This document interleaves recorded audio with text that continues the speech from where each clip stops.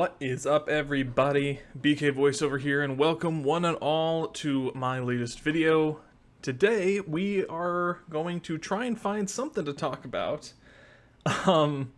With the quietest part of the off-season going on currently. You know, that time between OTAs and the close of mandatory minicamp and the start of training camp. On the bright side, we don't have to wait much longer. Only about a week and a half until Seahawks training camp gets kicked off coming up here. But that's not what I'm going to be talking about today. Today, we are going to have a fun little discussion, a little bit of a too early discussion, but still fun to talk about, fun to get an idea of some of the prospects going into next year. Yes, we are going to be doing a way too early 2023 Seahawks mock draft. Now, before I get started, let me remind y'all, if you like the content that I do and you want to see more, please give me a like on the video. It lets me know that I'm doing well and that you guys are interested in the content that I'm doing. If you want to see more stuff going forward, be sure to hit that subscribe button. It's pretty quiet now. I haven't been putting out a ton of videos lately because there hasn't been a whole lot to talk about, but as soon as the regular season starts, I'm going to be posting a lot more videos coming up. So would love to have you guys around to see how stuff goes going forward. And of course, if you want to be notified whenever I post a new video, be sure to hit the bell icon to get notified. So without further ado, let's get in to the meat of today's discussion, and that is our 2023 way too early mock draft.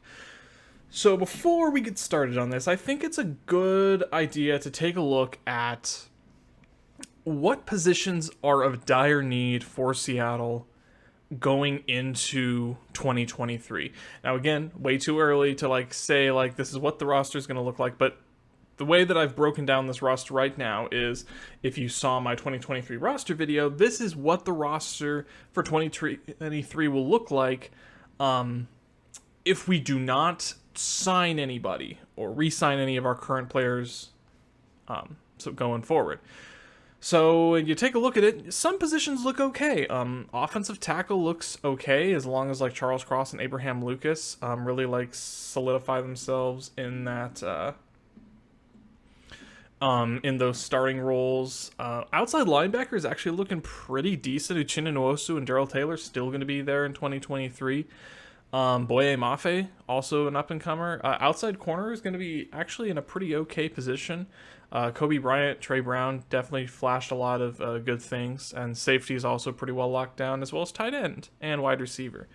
However, there are quite a few positions that you look at this and Seattle should be downright concerned about. Number one, obviously, quarterback. Drew Lock, Geno Smith are both free agents at the end of the season, and all you're left with is Jacob Eason. So quarterback is absolutely going to be at the top of their priority list going into the 2023 offseason. Running back, also another big need going into next offseason. We did draft Kenneth Walker in the second round, and I think he's going to be a massive contributor his rookie season and is going to be great. But again, we're losing, not losing, but Rashad Penny, Travis Homer, and Chris Carson are all unrestricted free agents after the season. So again, got to look into that running back position. Guard, also a big issue. Damian Lewis, great his rookie season at right guard, moved over to left guard to make room for Gabe Jackson, was not doing that great. And honestly, Gabe Jackson was a disappointment. Traded a 5th round pick for him last year, and he has not lived up to his potential. So because of that, probably should be looking into this draft for Gabe Jackson's potential replacement, as well as some more support. Center, also, we have no center signed past the end of the season. Another big need. Interior defensive end, Shelby Harris and Quentin Jefferson are good starters, but we need to get younger at that position, get more depth. Inside linebacker is another really big issue, as well as nickel corner. We have Jordan Brooks, but nobody else, aside from an undrafted free agent in Vi Jones, signed past the end of this season. And nickel corner, we really don't have anybody. Ugo Amadi is coming into the last year of his rookie deal, and then Justin Coleman's only on a 1-year deal. So, kind of recapping that, I broke down the top 5 needs that I think Seattle will need next offseason, going into pre-training camp right now. So, number one, obviously quarterback. He had traded Russell Wilson to the Broncos. He's gone. You got a haul for him. In addition, Geno Smith, Drew Lock, unrestricted free agents following the season. And that leaves a massively underwhelming Jacob Eason as your only real option. Number 2, I got center. Center has been a position that has been massively neglected by this team for years, and it has always come back to bite us. We have not had like an outstanding like center on this team since I'd say Max Unger. And I think it's time we really address that big hole we've had. Austin Blythe, I think, will be a good stopgap option this year. Signed a 1-year, $4 million deal. But again, he's a free agent after this season. And as you know, if you know me, you know my disdain for Kyle Fuller. And then Shepley might be something, but he's undersized and he hasn't shown any sign of being a quality center. So center is my number 2 need right now going into preseason for 2023. Number 3, I got nickel corner. So while the outside cornerback position is actually looking pretty solid, I think Kobe Bryant has a very good chance of starting this season, honestly. Nickel corner next season, I think, is going to be a problem. Could be less of a problem if Troy Brown makes a position switch to that nickel cornerback spot. But yeah, like I said earlier, Justin Coleman and Ugo Amadi are really your 2 nickel corners, and they're free agents after this season. So yeah, another big need. Inside linebacker, again, Bobby Wagner. He was cut, signed with the Rams, and outside of Jordan Brooks, who he has had a very impressive first 2 seasons as an every down tackling machine, undrafted free agent Vi Jones is your only inside linebacker signed past this year.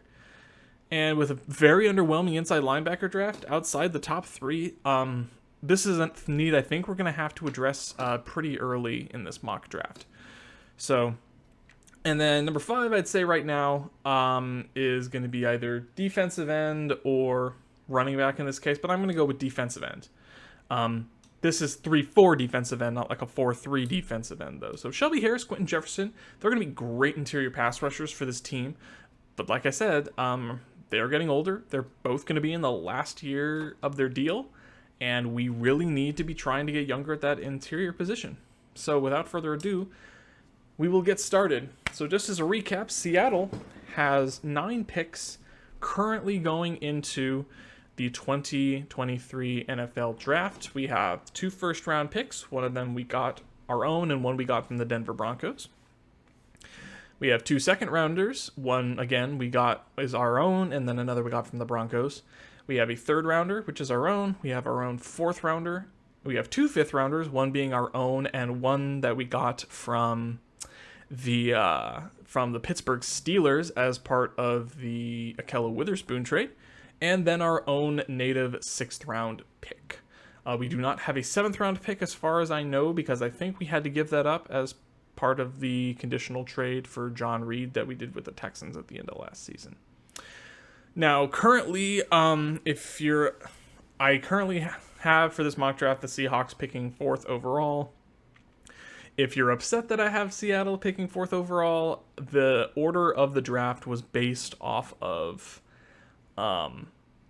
early Vegas betting odds. So if you have a problem with Seattle being the 4th worst team in the NFL, don't be mad at me. Take it up with Vegas, and I'm sure they will be very, very thoughtful to your considerations. So without further ado, we will light this candle. And again, by far, this is a way too early mock draft. These positions are not going to be the same. This is not going to be the final like order or anything. These aren't going to be the final like pick numbers, because you also have to factor in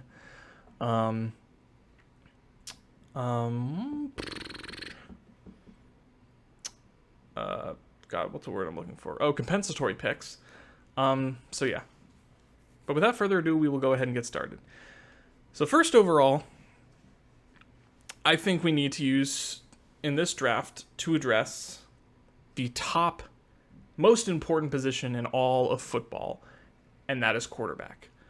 So picking at 4, I do have Seattle getting their potential signal caller of the future, but before I go through, let's give a quick background on who got picked up. So in this mock draft I had Falcons taking Will Anderson, I had the Texans taking CJ Stroud out of Ohio State, and I had the Lions taking Bryce Young out of Alabama. So the top 2 quarterbacks here already gone. So in this case, I am going to defer to my current third best quarterback in this draft. And that's likely going to change a ton because with the 4th overall pick, the Seattle Seahawks select Tyler Van Dyke, quarterback out of Miami of Florida. So I'm going to say this from the start. Tyler Van Dyke still has a lot to prove. He did really well in his first season with Miami after sitting on the bench behind Derek King. He started for them following his injury in their 3rd game of the season, and he actually played pretty well. He's 6'4", 224. I couldn't find an age on him. I need to go and do a little more investigation into that. But 2021, in his stead, he played 10 games, 62.3 completion percentage, threw for almost 3,000 yards, 9 yards per attempt, 25 touchdowns, 6 interceptions. He has that prototypical size that you look for in a quarterback, that great athleticism. He can run the ball effectively. He's got fantastic arm strength. His football IQ is pretty good.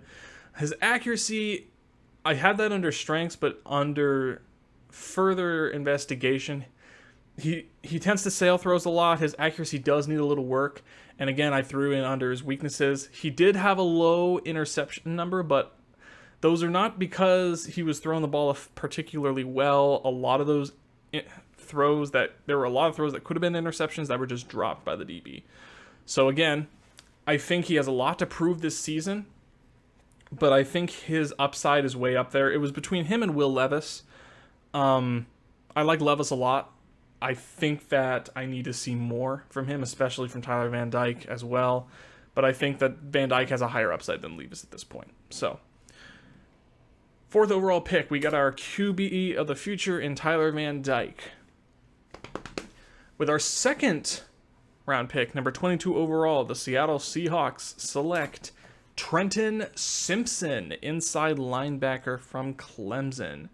Now I can already hear what people are going to say. Why are we taking a linebacker in the 1st round? We have Jordan Brooks. Like I said previously, Jordan Brooks is fantastic. He is a great every down tackling machine, great in run defense. He can blitz occasionally, but he has a massive weakness, and that is he is a liability in coverage. Plus, like I said earlier, our linebacker depth after this season is non-existent. This guy reminds me of Fred Warner, and as somebody who roots for the Seahawks, who plays the 49ers twice a year, I think you know what I mean. He has everything he needs to be a fantastic difference maker, even from that inside spot.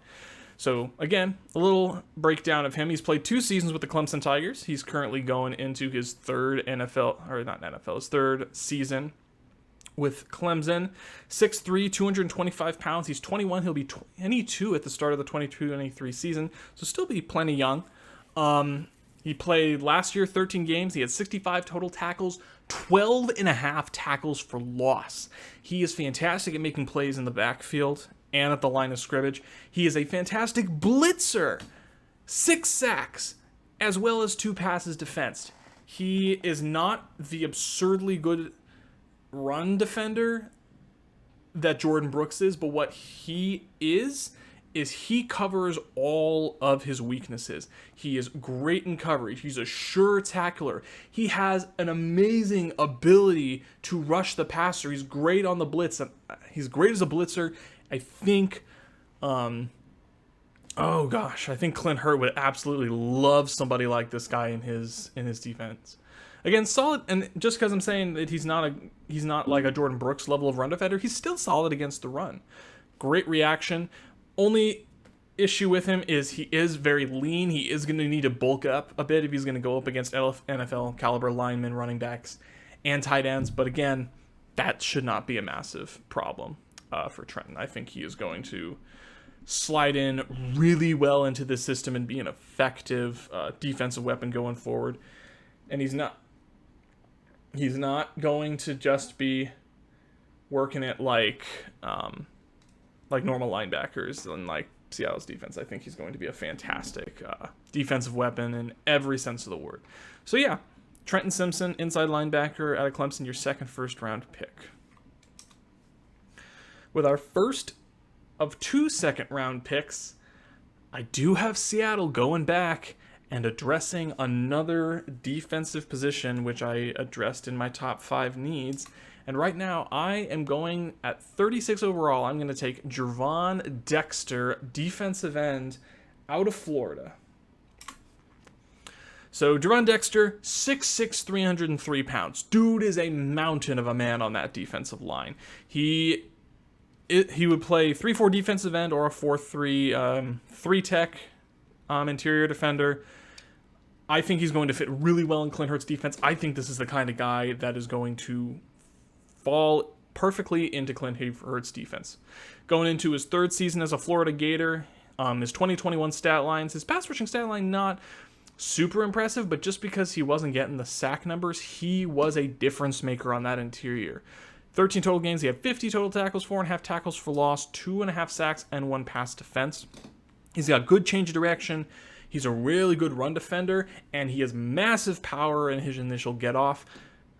Really good lower body strength, and when he beats you on the initial bull rush, he will try to beat you with his first move. And that kind of leads into one of the weaknesses that I have seen in his defensive snaps, is that when he doesn't get through on the initial bull rush, he lacks a secondary pass rush move to get in on the action. So definitely needs to improve his technique in his expected to be final season in college. But I think he has the tools and the strength to be a difference maker as an interior pass rusher.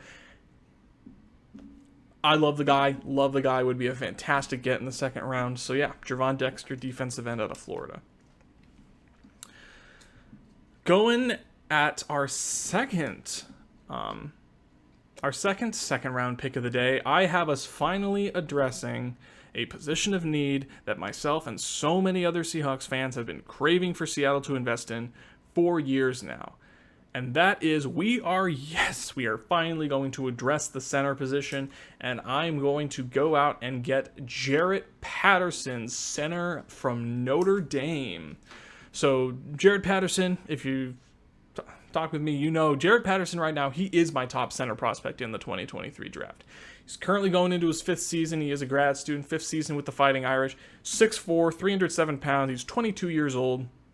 He is going to be an older prospect by the time he gets into the league. He is going to be 24 at the start of the 2023 season. A little bit older than some people would like. However, when it comes to offensive linemen tend to have longer careers than a lot of other NFL positions.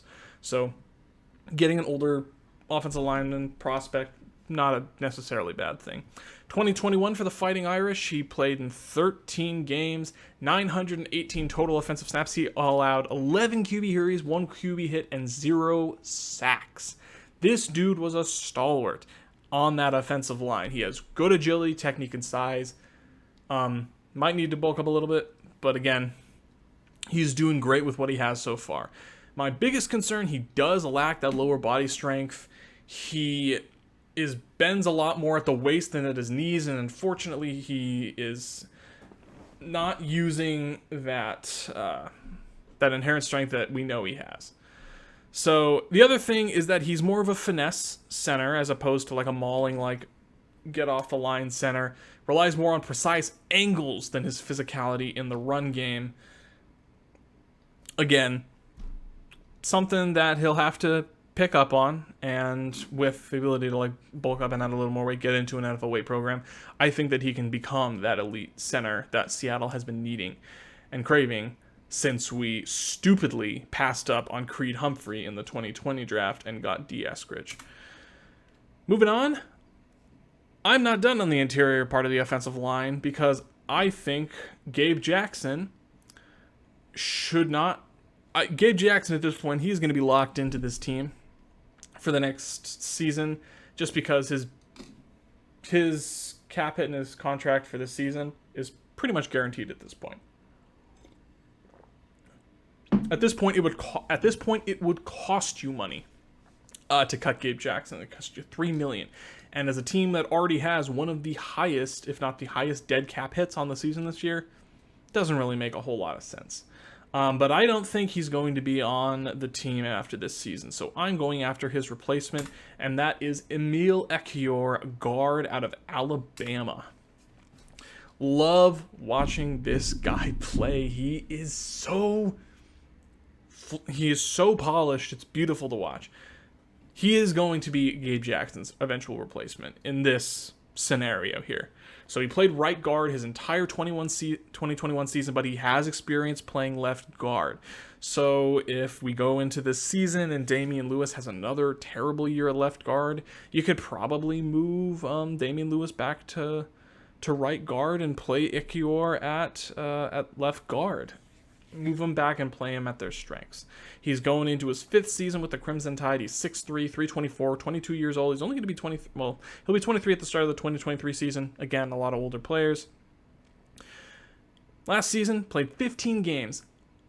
Over 1,000 total offensive snaps, allowed 18 QB hurries, 5 QB hits, and didn't allow a sack all season and in the playoffs. That is really, really, really good. His other strengths, really high football IQ. He's effective in the run game, and he's a disciplined pass protector. He was really, unlike Patterson, who I said has really good technique, but his lower body strength is a little lacking. EKIYOR has that great lower body strength. He bends with his knees, not with his waist. Very polished, and he has that inherent strength that he can just get you up and move you really effectively.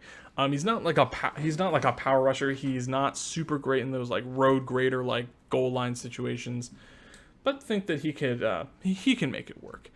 Biggest weakness that I've seen from his tape is that he does tend to overextend at times. Gets him into bad situations and allows the more bendy edge rushers, the more athletic edge rushers, to upset him and get around him at times. But again, something that can be taught. Exactly. So again, really shoring up that offensive line. Going into this, we would have a very young, polished offensive line. I think that this would be a fantastic get in the 3rd round. Honestly, with how great he's been playing, I don't even know if he makes it to the 3rd round. He might even be a 2nd round pick at this point. Hell, I've seen a few places even put him as a 1st round pick. So yeah, I'd say at 68, it would be very lucky for us to get him. But in this situation, that's how it played out. So that's what we're going to leave it with. Next up, going into pick 100 in the 4th round, we're getting a little help on our nickel spot. We are going to go get Chris Smith II out of Georgia. Need to get younger at the nickel cornerback position, and we really just need more players. He's going into his 5th season with the Bulldogs, 5'11", 190 pounds, 22 years old. He will be 23 at the start of the 2023 season, so a little older.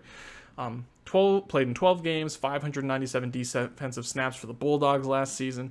He tallied 30 tackles, 3 picks, 2 passes defensed, a QB rating when targeted of 53.8. He's great in run defense. He's a sure tackler. He has really good anticipation, great quickness. Now, quickness is not the same as speed.